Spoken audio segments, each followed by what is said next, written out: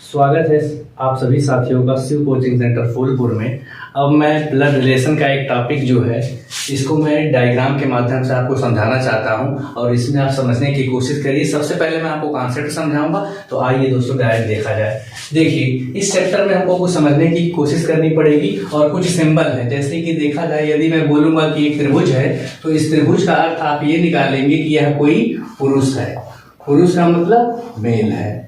अब देखिए, यदि कोई महिला होगी तो उसको हम लोग इस वृत्त से दर्शाएंगे, यह क्या कहलाएगी? महिला, यानी फीमेल। अब देखिए, इनके बीच के रिलेशन को हमको समझना है और देखिए इनके बीच के रिलेशन को कैसे कैसे हम इंडिकेट करेंगे। देखिए, सबसे पहले मैंने आपको बताया कि यह त्रिभुज है तो पुरुष को डिनोट करेगा, वृत्त है तो महिला को डिनोट करेगा। तो देखिए, मैंने सबसे पहले एक पुरुष को बनाया और एक महिला को बनाया, और जब मैं इस पुरुष और इस महिला के बीच एक सिंगल लाइन लगाऊंगा तो आप इसका ये अर्थ निकालेंगे कि यह कोई पुरुष है और यह महिला है, ये भाई है, ये बहन है। इसलिए इनका आपस में कैसा संबंध होगा? ये भाई और ये वाली बहन, ऐसे रिश्ते कहलाएंगे भाई और बहन की। अब देखिए, अब हम लोग को भाई और भाई का रिश्ता समझना है। तो भाई का मतलब लड़का, और लड़का के लिए आपको इंडिकेट मैं पहले कर दिया हूँ, पुरुष के लिए त्रिभुज बनाएंगे और दूसरा लड़का बनाएंगे और इनके बीच एक सिंगल लाइन आप दर्शाएंगे तो यह भाई भाई का रिश्ता कहलाएगा। फिर देखिए, यह रिश्ता क्या कहलाएगा? भाई और भाई का। फिर देखिए, यदि बहन के रिश्ते को दिखाना है तो एक लड़की बनाएंगे, महिला के लिए देखिए वृत्त, और एक महिला और बनाएंगे और इसके बीच एक सिंगल लाइन लगाएंगे तो इसका मतलब क्या निकलेगा? यह क्या है? आपस में बहन और बहन है। अब देखिए, यदि आप एक लड़का बना रहे हैं और एक लड़की बना रहे हैं, आप एक सिंगल लाइन बनाएंगे तो इसका मतलब होगा कि यह इनका भाई और बहन का संबंध है। लेकिन इनके बीच यदि बराबर का निशान लगा दिया जाए तो यह सेंस निकलेगा कि यह दोनों आपस में विवाहित हैं, यानी यह हो जाएगा पति और यह कहलाएगी उसकी पत्नी। तो पति और पत्नी यानी इन दोनों की हो गई है शादी। यह पति क्योंकि यह मेल है, यह पत्नी क्योंकि यह फीमेल है, और इनके बीच का सिंबल दोस्तों क्या होगा? बराबर का। तो देखिए, हमने क्या सीखा? पुरुष के लिए त्रिभुज, महिला के लिए वृत्त, भाई बहन का संबंध सिंगल लाइन, भाई भाई का सिंगल लाइन, दोनों त्रिभुज, बहन बहन का वृत्त और पति और पत्नी का ये संबंध है। अब देखिए दोस्तों, अब हम लोग आगे देखना चाहते हैं तो हम लोग जब आगे देखेंगे,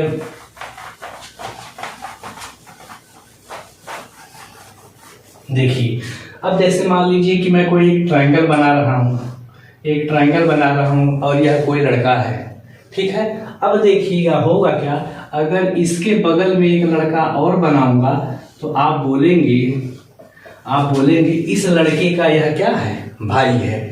इस लड़के का यह क्या? भाई है। क्यों? क्योंकि यह इसके बगल में है। अब देखिएगा, अब इस लड़के के यदि आपको पिताजी को बनाना होगा तो आपको एक पीढ़ी ऊपर जाना पड़ेगा, और यह पिताजी हैं तो इसलिए इनको मेल से दर्शाना होगा, इसलिए बना देंगे हम लोग त्रिभुज।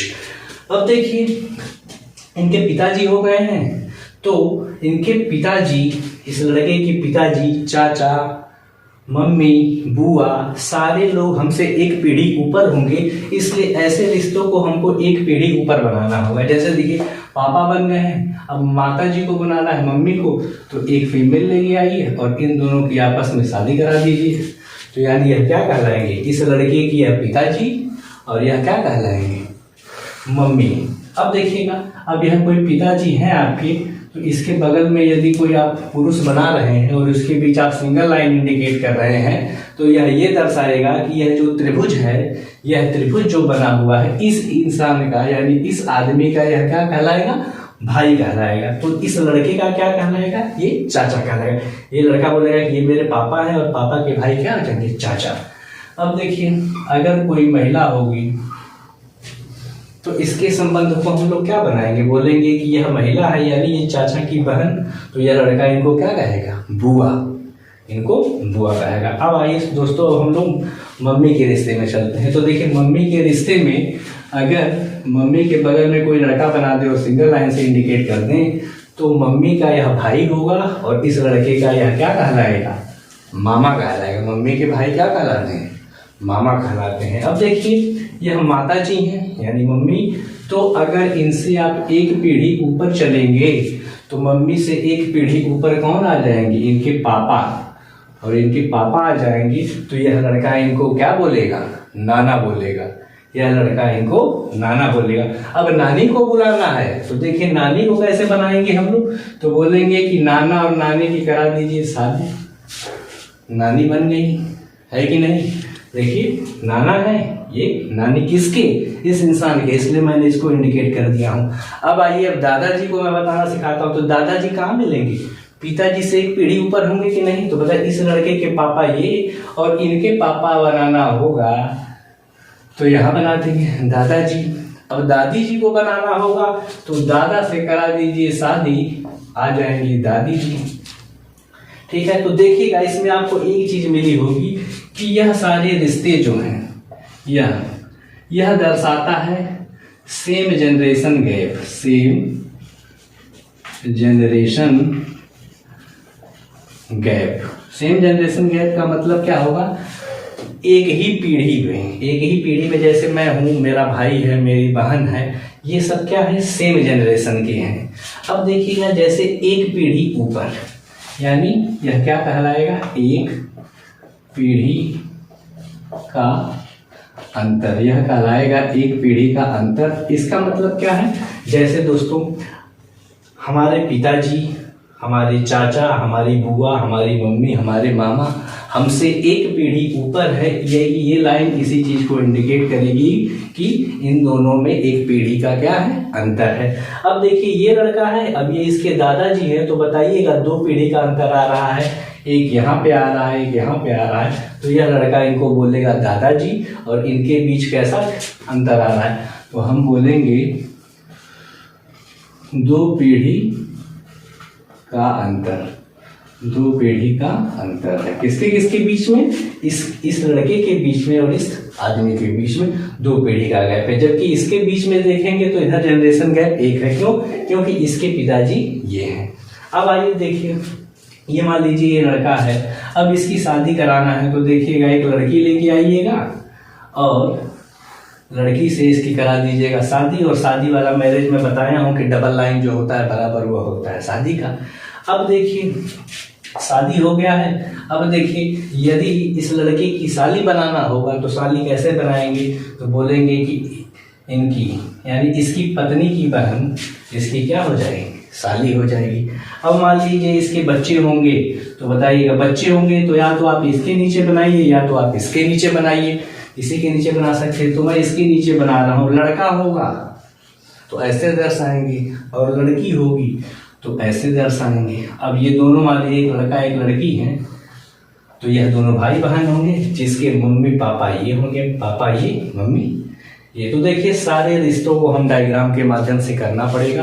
तो सबसे पहले जरूरी है कॉन्सेप्ट, और कॉन्सेप्ट के बाद फिर धीरे धीरे क्वेश्चन पे आया जाएगा। देखिए अभी तो डायग्राम बनाना मैंने सिखाया है, इसके बाद मैं सिखाऊंगा सबसे बड़ी चीज, क्वेश्चन में सबसे बड़ी लॉजिक होगी। अब आइए उस चीज को सीखने की तरफ चलते हैं। जैसे मैं इसी फिगर में एक नाम देना चाहता हूँ, मैं मान लेता हूँ, लिख देता हूँ। सबसे बड़ी दिक्कत जहाँ थी, मैं मान लेता हूँ ए और यह मान लेता हूँ बी। अब ऐसे फिगर में आपसे क्वेश्चन जब भी पूछा जाता है तो बोलता है इस व्यक्ति का उस व्यक्ति से क्या संबंध है। तो देखिएगा हम अपना जो आंसर होगा वह कैसे करेंगे, से का की तरफ। किधर से अपना आंसर करेंगे हम अपना आंसर कैसे करेंगे, से का की तरफ आंसर करेंगे। अब कहने का मेरा मतलब क्या है, जैसे मैं बोल दूं, क्वेश्चन मैं बना रहा हूं कि मैं बोल दूं ए का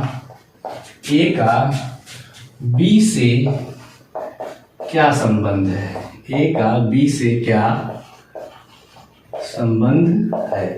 तब देखिए आप अपना जवाब क्या देंगे, आप खुद समझ करिए। आप देखिए सबसे पहले देखिए ए, तो ए के साथ क्या लगा है, का, और बी के साथ क्या लगा है, से। ठीक है ना।